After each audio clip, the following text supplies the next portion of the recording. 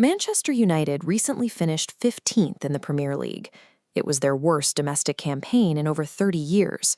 They entirely missed out on the Champions League and suffered continuous on-field humiliation. Yet, if you look at their balance sheet, they remain an unshakable financial juggernaut.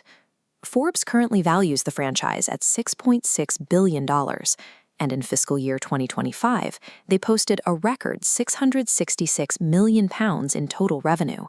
But that cash flow hides a terrifying reality. To maintain day-to-day operations, the club has drawn down an emergency revolving credit facility, and when you combine their listed liabilities, they are drowning in $1.76 billion of total debt. The physical infrastructure tells the true story. The iconic Old Trafford Stadium is suffering from visible physical decay, mirroring a chaotic football operation defined by constant managerial turnover and mismanaged squad rebuilds.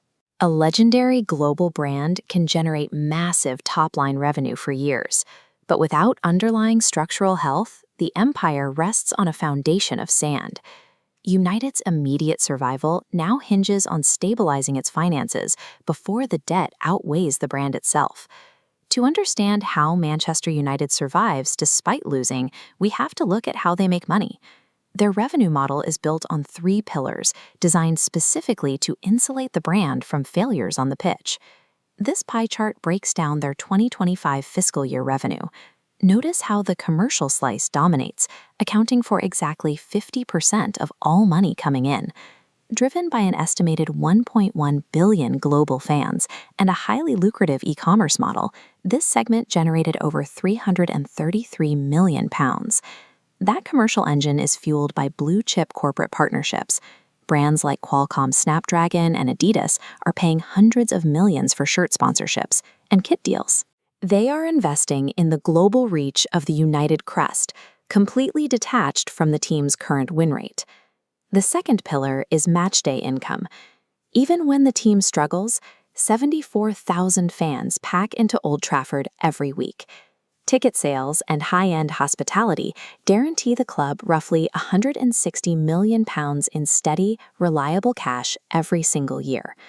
But the third pillar, broadcasting, exposes their vulnerability. Because they failed to qualify for the elite UEFA Champions League, their television payout plummeted. This severe drop in broadcast cash dragged United down to 8th place in the Deloitte Football Money League, their lowest ranking in the history of the report.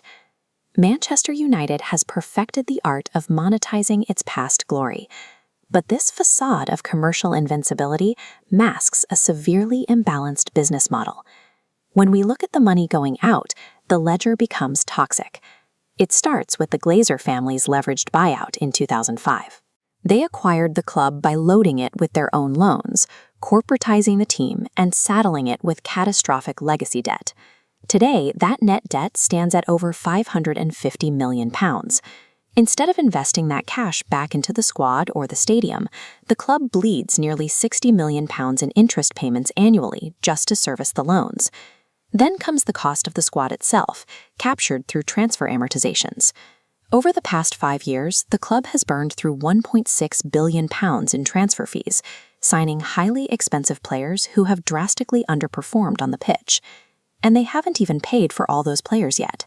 Because football transfers are often paid in stages, United currently owes a staggering £540 million in unpaid transfer installments to other clubs.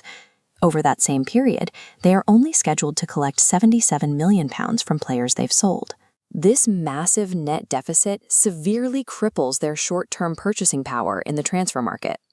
Add in a bloated wage bill that consumes nearly half of the club's entire revenue, and day-to-day operations are slowly suffocated. The club is trapped in a toxic cycle. They are spending tomorrow's broadcast and sponsor money to pay for yesterday's transfer mistakes, leaving absolutely zero margin for error if commercial revenues ever stall. In early 2024, British billionaire Sir Jim Ratcliffe and his INEOS group acquired a 28% stake in the club. They treated the acquisition as a ruthless corporate rescue of a highly distressed asset.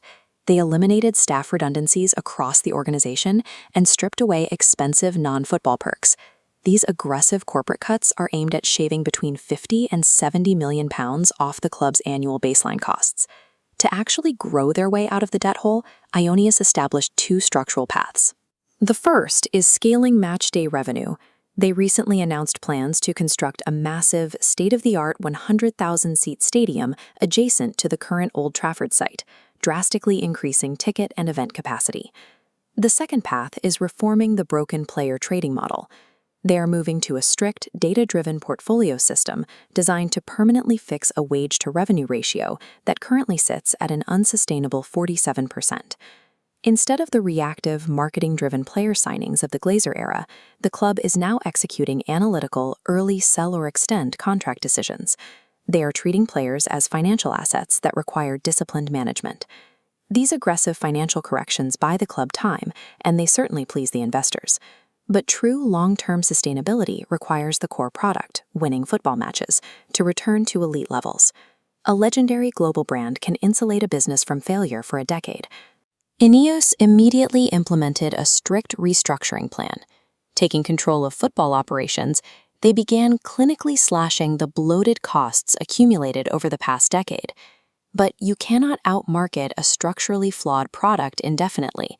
Eventually, you either fix the core business, or the debt will swallow the empire.